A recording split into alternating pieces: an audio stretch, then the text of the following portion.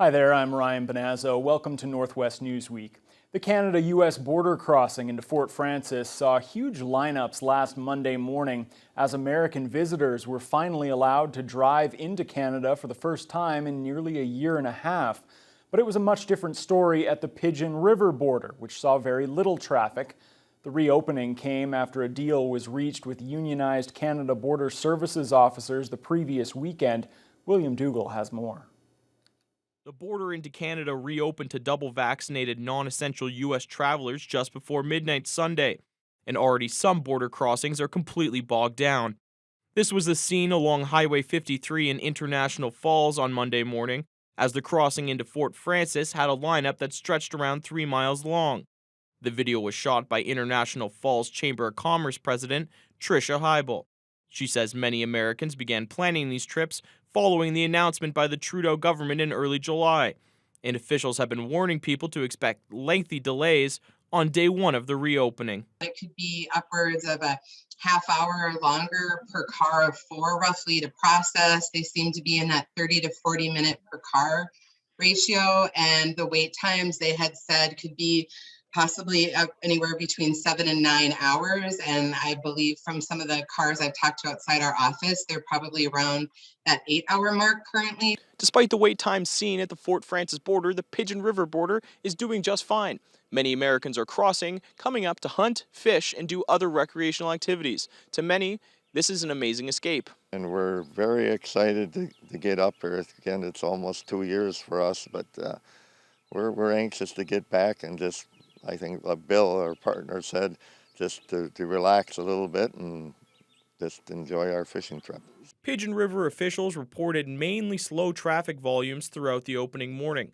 Meanwhile, back in International Falls, Heibel says she and her chamber members hope that the busy flow of traffic can be reciprocated soon, whenever the American side of the border reopens to Canadian travelers. Now, admittedly, we were a little disappointed when the U.S. extended to at least August 21st, and we didn't kind of reciprocate that August 9th date with Canada. So we hope to see by the end of the month still that we have more free traffic kind of moving back and forth between us, definitely. William Dougal, TBT News.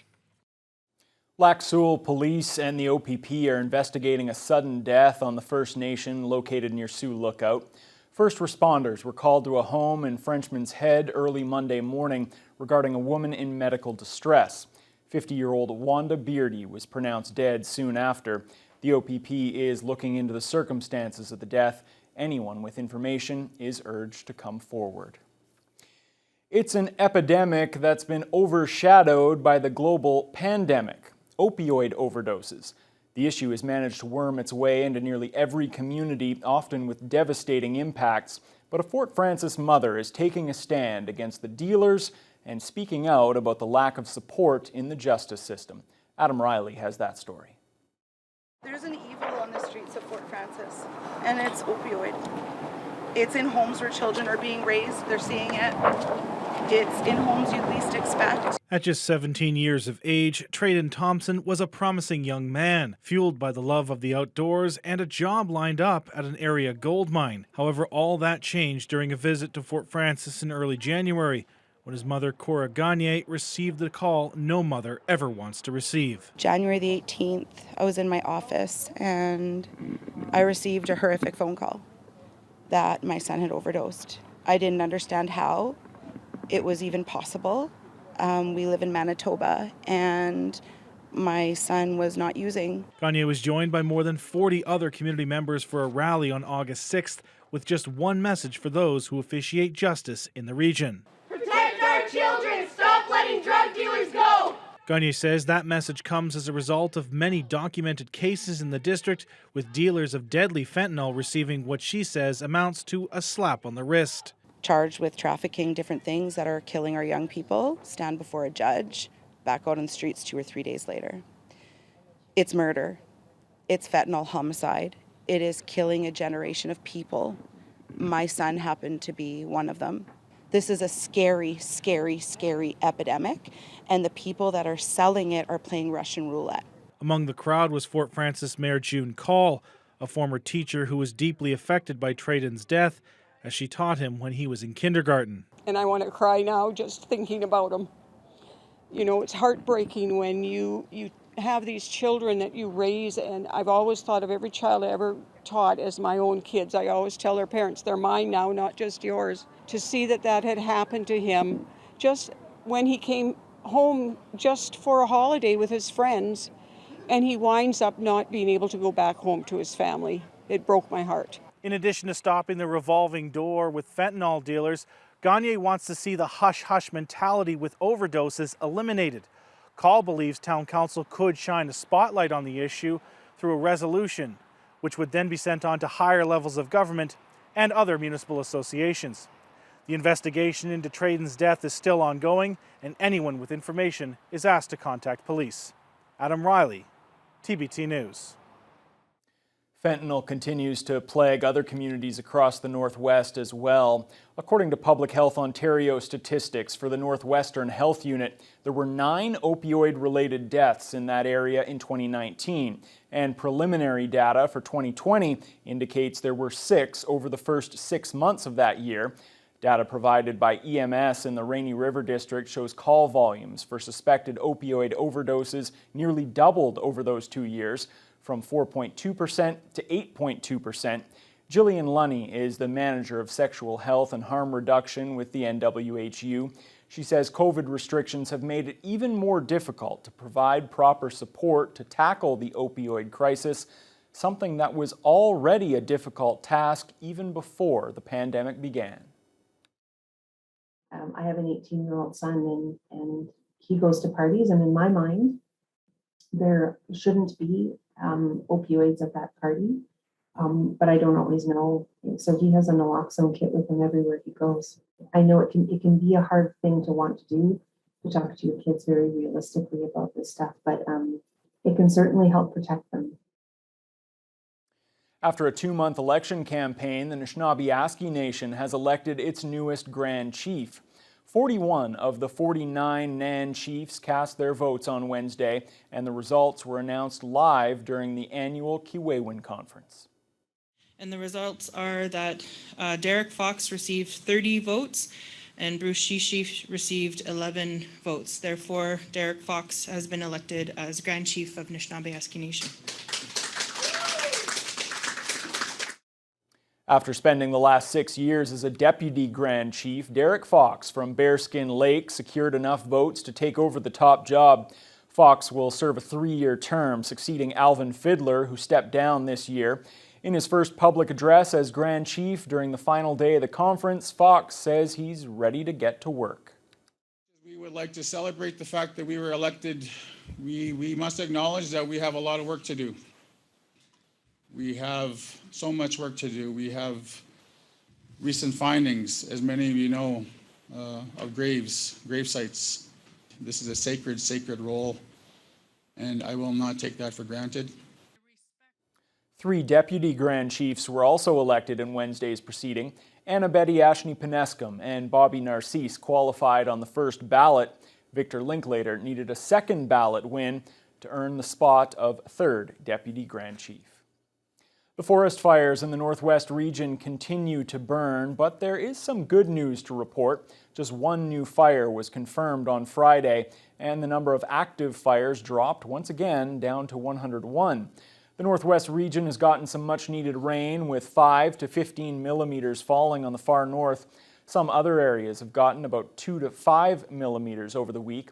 The rain has dampened some of the larger fires, as well as some of those that recently started due to lightning strikes. But the largest blaze, Kenora 51, didn't see that much of the rain. There have also been high winds in the area. That fire now measures more than 200,000 hectares. The southern edge is still about 20 kilometers from Wabsamung. Fire Officer Jonathan Scott says they're keeping an eye on the forecast.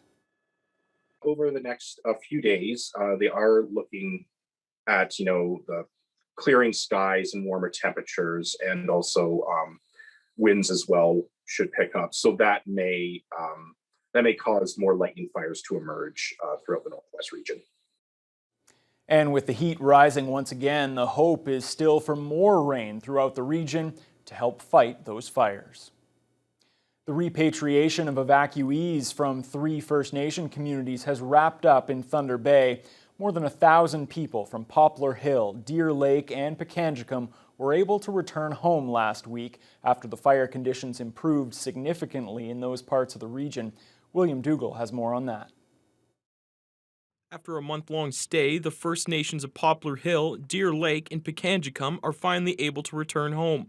The communities evacuated during the beginning of July at the peak of fire season. The City of Thunder Bay hosted the residents from Poplar Hill and Deer Lake, while the Independent First Nations Alliance hosted members of Pikangikum First Nation. Fire Captain Kevin Anderson says fortunately the fires did not reach the communities, but the evacuations were necessary because of smoke, and it lasted longer than usual. Basically, the risk of fire is greatly diminished, and the smoke was the big thing, so that's all cleared up, so now it's safe for them to go back, but there was no damage to their community. The fires were still many kilometers away, so the big factor was always smoke. A little bit longer, I think usually it's less than a month, but around that time, it just took time for the smoke conditions to get better, and we did get some rainfall, so all those factors. But Poplar Hill residents had all returned home by Thursday, while the transportation of people from Pikangikum and Deer Lake was to be completed by Friday evening. Over 300 members of Deer Lake fit into 9 flights throughout the day Friday, while 70 members of Pikangikum's First Nation were booked on another 2 flights. Roy Thunder, the community liaison for IFNA, says the evacuees are very happy to finally return home. They're really excited to be able to go back to their home community, to see their families, to see their friends, to see their relatives, and to be in their home community. And I think, after being displaced for 4 weeks, you kind of want to see the friends, the community that you left. Thunder continued to say thank you to Fort William First Nation for welcoming the Pikangikum community onto their land. William Dougal, TBT News. When we come back, Marathon's economy gets a caffeine boost as a well-known coffee chain is finally coming to town.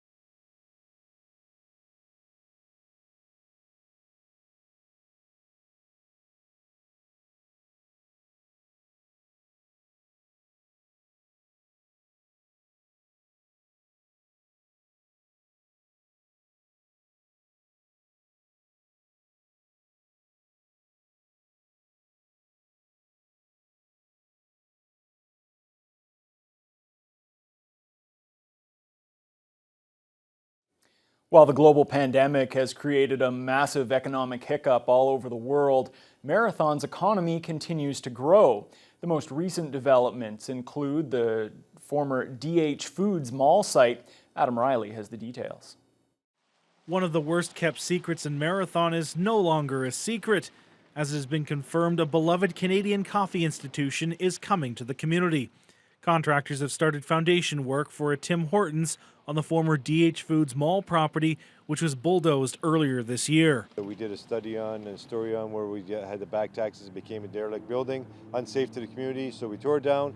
And now we have a developer looking at developing Tim Hortons, and it's under construction as we speak, and hoping to have it done late fall of 2021. Dumas says for the better part of a decade, Marathon has been trying to secure another national chain like Tim Hortons. And while, yes, it will be competing with other national chains and local businesses, Dumas believes it will only make things better in the community. I've said before and I'll say it again, and I talk to the business owners in our community. Business drives business, so the more you can pull people off the highway, the more it'll enhance the community itself. But Tim's coming to town isn't the only thing further driving business.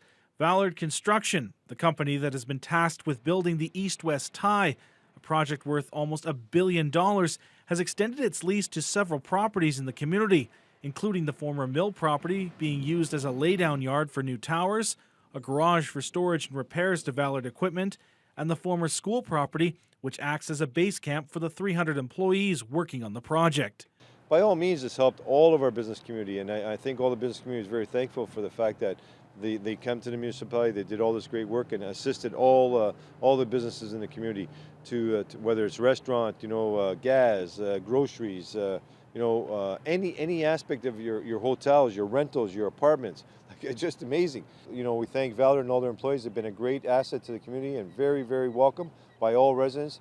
They've been just basically as a resident of our community for the last year and a half, almost 2 years now. The east-west tie is expected to be operational by the end of next March. Adam Riley, TBT News. The Wajishkaniggum Nation near Kenora is about to embark upon the same heart-wrenching but necessary journey that's already begun in many other First Nations across the country, searching for bodies in unmarked burial sites at former residential schools. It's made possible in part because of a 3-year funding package announced by Ottawa and the province on Thursday.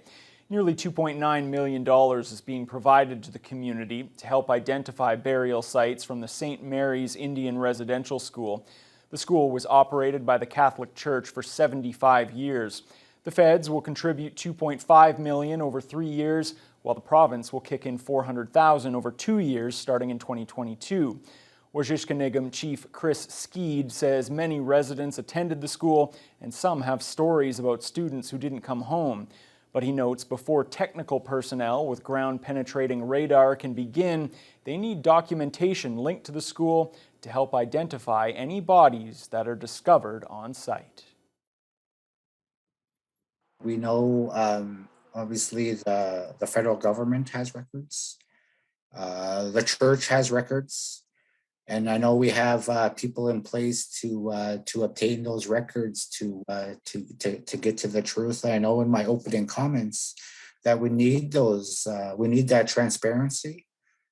We require those records, and that would be every record related to our children. And without it, there cannot be truth. In June, the province announced it would commit $10 million over the next 3 years to help First Nation communities investigate, protect, and commemorate residential school burial sites. It's unclear if the $400,000 comes from that fund or if that's new money. The Trudeau Liberals are once again touting the move to make FedNor a standalone agency with more autonomy over its funding decisions. The change was first included in April's federal budget. The official changeover, however, came at a media event in Sudbury Tuesday. FedNor officials were joined by northern politicians, including MP Marcus Pulowski. The speakers also noted Health Minister Patty Hajdu's work on the file. She says she's excited to see what FedNor can do as a full-fledged regional development agency. Well, Budget 2021 actually provides an additional $80 million to FedNor. So I think they will notice a difference. That's a lot of money for Northern Ontario. That's a lot of support for new businesses, a lot of support for economic development projects. I can tell you FedNor is one of the most active files we have in our office. We are regularly writing letters of support for some really great innovation. Thunder Bay's latest vaccination numbers came the same day that Ontario added vaccination status to any new COVID case announcements. Corey Nordstrom spoke about that with the Medical Officer of Health, Dr. Janet DeMille, on Tuesday, and also about the Delta variant. The severity of illness related to COVID-19 will now be linked to a person's vaccine status in the latest reportings from the province of Ontario. The vaccination data page on the province's website now includes unvaccinated, partially vaccinated, and fully vaccinated for those that are in hospital and intensive care. The district's medical officer of health says the new data reporting format will show how effective the vaccines are at fighting off serious illness. I think the most important measures are looking at people, for example, who have serious illness that require hospitalization and like ICU admission, and just compare those, because that's the real where these vaccines make a real difference. Don't expect the local numbers to include the same details. DeMille says with so few cases, they're wary of breaching privacy for the few COVID-positive individuals. At this time, because our numbers are so low, we haven't sort of looked at doing that. But I think it is something, if the numbers go up, that might be worthwhile to do. The low numbers are specifically 5 active cases of the virus, and DeMille confirms that some of those are the more threatening Delta variant. The first 2, I think, happened in April, so it's been 8 during that time. And of course, it does take a little while to get that confirmation. And the 2 that we reported yesterday were both Delta. The Thunder Bay District has noticed a slight incline of its active cases recently, something the medical officer of health is concerned could increase as more restrictions are loosened. What we've seen is people who have been traveling, so they're going to other jurisdictions, somehow acquiring the virus, and then they've either returned here because this is where they live, or they're people that are coming into the area. Corey Nordstrom, TVT News. Coming up after the break, Kenora swimmer Gabe Mastromateo returns from his first Olympic Games. Stay tuned.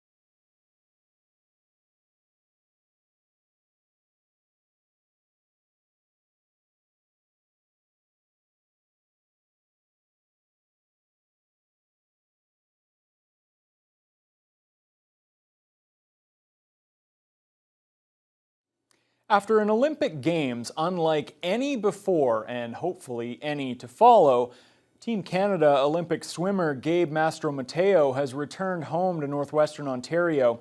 The Kenora native raced in 3 events in Tokyo, and while pandemic restrictions kept it from being an ideal Olympic debut, he says that was a one-of-a-kind experience in and of itself.